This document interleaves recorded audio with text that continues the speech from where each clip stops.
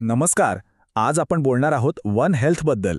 आता ही एक अशी संकल्पना आहे जी सांगते की माणसांचं, प्राण्यांचं आणि पर्यावरणाचं आरोग्य हे एकमेकांशी कसं जोडलेलं आहे.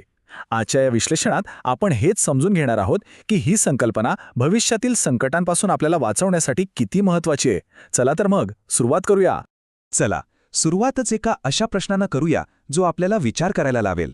जगभरात पसरणारे साथीचे रोग जे आपण नुकतेच अनुभवले, हे काय अचानक घडतात की आपल्या जगण्याच्या पद्धतीमुळे ते घडणं अटळ आहे? हा प्रश्न या संपूर्ण चर्चेचा पाया आहे. आता हा आकडा बघा, 75%. धक्कादायक आहे नाही का? म्हणजे माणसांमध्ये जे काही नवीन संसर्गजन्य रोग येतात ना, त्यातले जवळजवळ 1,500 रोग हे प्राण्यांकडून आलेले असतात. यांना झुनॉटिक रोग म्हणतात. ही आकडेवारी एक गोष्ट अगदी स्पष्ट करते की प्राण्यांचं आरोग्य आणि माणसांचं आरोग्य यात किती जवळचा संबंध आहे. ओके, तर हा धोका नेमका येतो कुठून? मागच्या काही वर्षांमध्ये आपण जे काही पाहिले ना, त्या घटना काही अचानक झालेल्या नाहीयेत. त्या खरं तर एका मोठ्या समस्येची लक्षणं आहेत. जणू काही आपला ग्रह आपल्याला एक धोक्याचा इशारा देतोय की आता तरी थांबा.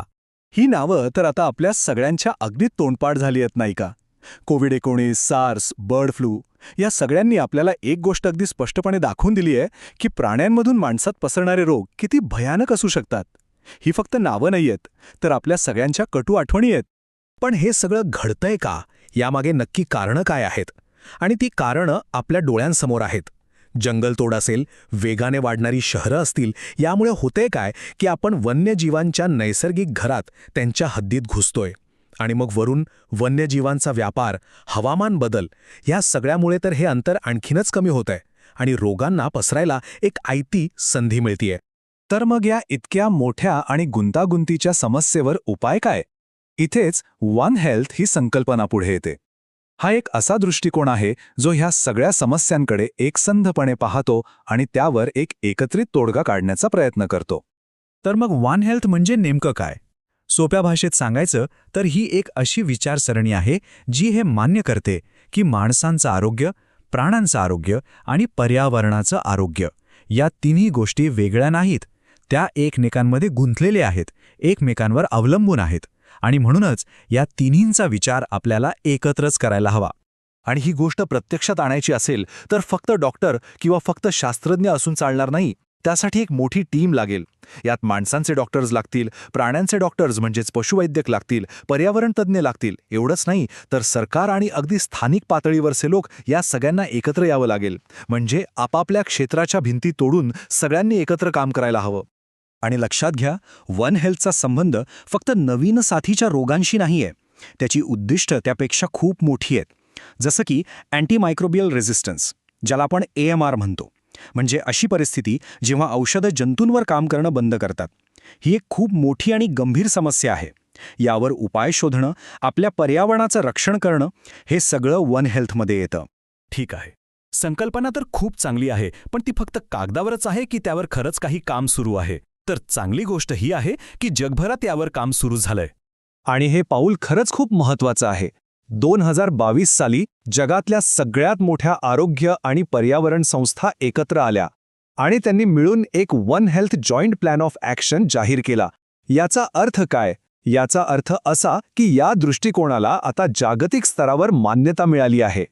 आणि ही काही छोटी मोठी गोष्ट नाहीये. या आराखड्यामागे जागतिक आरोग्य संघटना म्हणजे आपली WHO, अन्न आणि कृषी संघटना म्हणजे FAO, जागतिक प्राणी आरोग्य संघटना म्हणजे WOAH आणि UNEP यांसारख्या बलाढ्य संस्था आहेत. यावरूनच आपल्याला कळतं की हा विषय आंतरराष्ट्रीय पातळीवर किती गांभीर्याने घेतला जातोय. आता आपण एक आपल्या जवळचं अगदी ठोस उदाहरण पाहूया, भारताचं. कोविड-19च्या अनुभवानंतर भारताने एक राष्ट्रीय वन हेल्थ मिशन सुरू केलंय. देशातील माणसांच्या, प्राण्यांच्या आणि पर्यावरणाच्या आरोग्य व्यवस्थांना एकमेकांशी जोडण्याचा हा एक खूप मोठा प्रयत्न आहे. तर या मिशनची मुख्य उद्दिष्ट काय आहेत? 3 महत्त्वाच्या गोष्टी आहेत. 1. रोगांवर एकत्रितपणे नजर ठेवणारी एक सिस्टीम बनवणं. 2. भविष्यात येणाऱ्या साथीच्या रोगांसाठी आधीच तयार राहणं. आणि 3. प्राण्यांमधून पसरणाऱ्या रोगांवर नियंत्रण मिळवण्यासाठी सगळ्यांनी मिळून काम करणं. हे तिन्ही टप्पे खूप प्रॅक्टिकल आणि अत्यंत आवश्यक आहेत. पण म्हणतात ना, प्रत्येक चांगली योजना प्रत्यक्षात आणणं इतकं सोपं नसतं. योजना तर उत्तम आहे, पण ती जमिनीवर राबवताना अनेक आव्हानं, अनेक अडथळे समोर उभे आहेत. आणि आपल्या देशातली आव्हानं तर आपल्याला माहितीच आहेत. वेगवेगळ्या सरकारी विभागांमध्ये ताळमेळ नसतो, म्हणजे समन्वयाचा अभाव. माहितीची देवाणघेवाण सहज होत नाही. या कामासाठी लागणारे प्रशिक्षित लोक कमी आहेत. आणि अर्थातच निधी आणि बाकीच्या सुविधांची कमतरता आहेच. आपली रोगनिदान प्रणालीसुद्धा वेगवेगळ्या विभागांमध्ये विभागलेली आहे, त्यामुळे एकसंध चित्र मिळत नाही. तर मग या आव्हानांवर मात कशी करायची? मार्ग आहे का? नक्कीच आहे. आता आपण त्या उपायांवर बोलूया जे आपल्याला एका सुरक्षित भविष्याकडे घेऊन जाऊ शकतात. ही स्लाइड बघा, ती आपल्याला अगदी स्पष्टपणे मार्ग दाखवते. प्रत्येक आव्हानावर एक ठोस उपाय आहे. जसं की विखुरलेल्या सिस्टमसाठी काय करायचं, तर एक राष्ट्रीय डेटा प्लॅटफॉर्म तयार करायचा. वेगवेगळ्या विभागांमध्ये समन्वय नाहीये, तर आंतरमंत्रालयीन सहकार्य वाढवायचं. संसाधनांची कमतरता आहे, तर मग सार्वजनिक आरोग्य आणि पशुवैद्यकीय सुविधांमध्ये गुंतवणूक करायची. म्हणजे प्रत्येक प्रश्नाचं उत्तर आहे, फक्त त्यावर काम करण्याची गरज आहे. आणि शेवटी या सगळ्या चर्चेचा सार काय? तर हे एक वाक्य, की आजच्या या एकमेकांशी जोडलेल्या जगात आपण माणसांचं आरोग्य, प्राण्यांचं आरोग्य आणि पर्यावरणाचं आरोग्य यांना एकमेकांपासून वेगळं करूच शकत नाही. हे तीनही एकाच मोठ्या चित्राचे भाग आहेत. आणि जाता जाता एक महत्त्वाचा प्रश्न, की निसर्ग आणि आरोग्य यांच्यातला हा जो अतूट संबंध आहे, तो पुढची मोठी आपत्ती आपल्या दारावर ठोठावण्याआधी आपण वेळीच ओळखणार का आणि त्यावर कृती करणार का? याचं उत्तर खरं तर आपल्या सगळ्यांच्या एकत्रित प्रयत्नांवरच अवलंबून आहे.